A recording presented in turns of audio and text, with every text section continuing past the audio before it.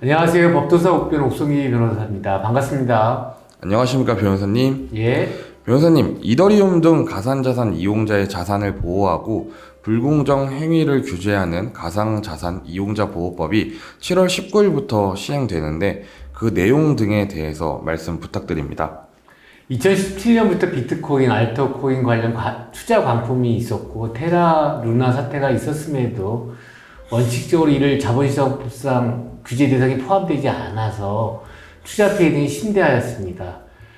즉 비트코인, 이더리움이 현물 상장지수 펀드 ETF로서 승인되었음에도 또 세계 3위 거래소 FTX가 파산하고 유명인의 이른바 스캔코인 등이 문제되었는데 금년 7월 19일부터 사업자로부터 가상자산을 돌려받지 못하는 일이 차단되고 시세 조정 등을 감독하고 처벌하는 법적 체계가 본격적으로 마련되었습니다. 가상자산 이용자 보호법은 크게 이용자 보호, 가상자산 시장, 불공정 거래 규제 항목으로 구성되어 있으며 먼저 이용자 보호 측면에서 법안의 핵심은 예치금 관리 규정을 두고 있습니다. 이용자는 가상자산 거래소가 파산하더라도 예치금을 안전하게 돌려받을 수 있게 되었습니다. 가상자산 사업자가 이용자로부터 받은 예치금을 고유 재산과 분리해 은행에 예치하거나 신탁해 관리하도록 규정함으로써 사업자 신고가 말소되거나 사업자가 파산 선고를 받으면 은행이 예치금을 이용자에게 우선 돌려줘야 합니다. 다음으로 이용자는 예치금 이자도 받을 수 있게 되었습니다. 지금까지 거래소는 예탁금 이용료를 지급하는 증권사와 달리 이용자 예치금 운용 수익을 이용자에게 배분하지 않았는데 법이 시행되면 거래소는 운용 수익과 발생 비용 등을 차감한 예치금 이용료를 이자 개념으로 이용자에게 지급해야 합니다. 관리기관인 은행은 예치금을 자기 자산과 구분해 투자자 예탁금처럼 국채증권, 지방채증권 등 안전한 자산에만 운용할 수 있습니다. 아울러 이용자의 가상자산은 해킹 등 사고로부터 더욱 안전하게 보호됩니다.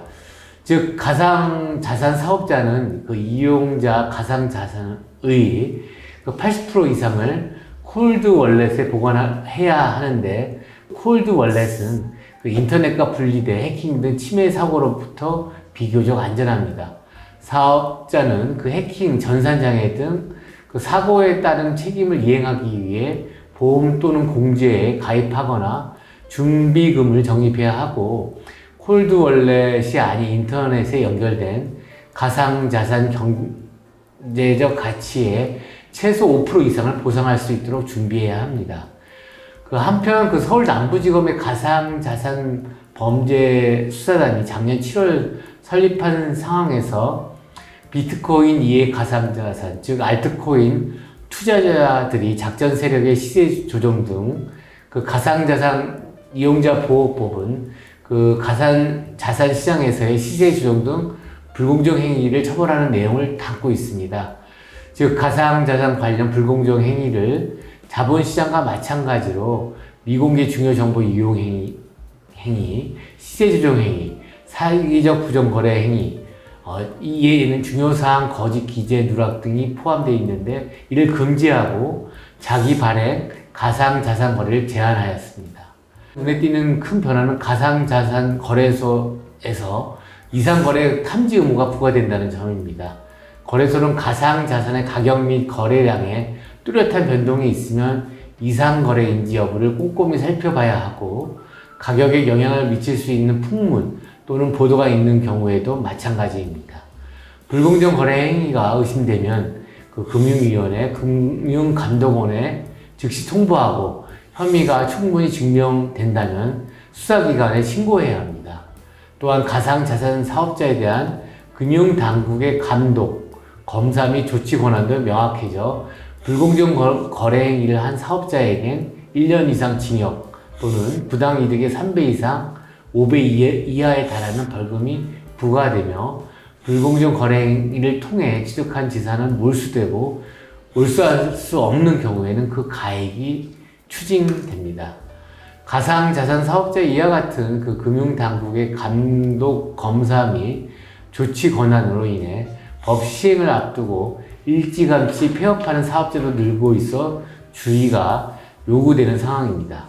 지난달 그 금융위 금융정보분석원 FIU와 금감원이 여기 그 영업 종료 중단한 사업자 10곳을 대상으로 긴급 현장 점검한 결과 7곳이 이용자에게 자산을 제대로 반환하지 않은 것으로 나타났고, 또 문 닫은 거래소 7곳 중 6곳은 그 종료 사실을 홈페이지에 사전 공지하지 않았고, 그 종료 공지를 전혀 하지 않은 사업자도 있었으며, 그 대다수 사업자는 대표를 포함해 직원 한두 명만 남기고 모두 퇴사해 이용자 자산 반환이 늦어지고 있어 그 사업자가 영업을 종료했거나 종료를 예고한 경우 이용자는 즉시 반환 요청을 해야 합니다.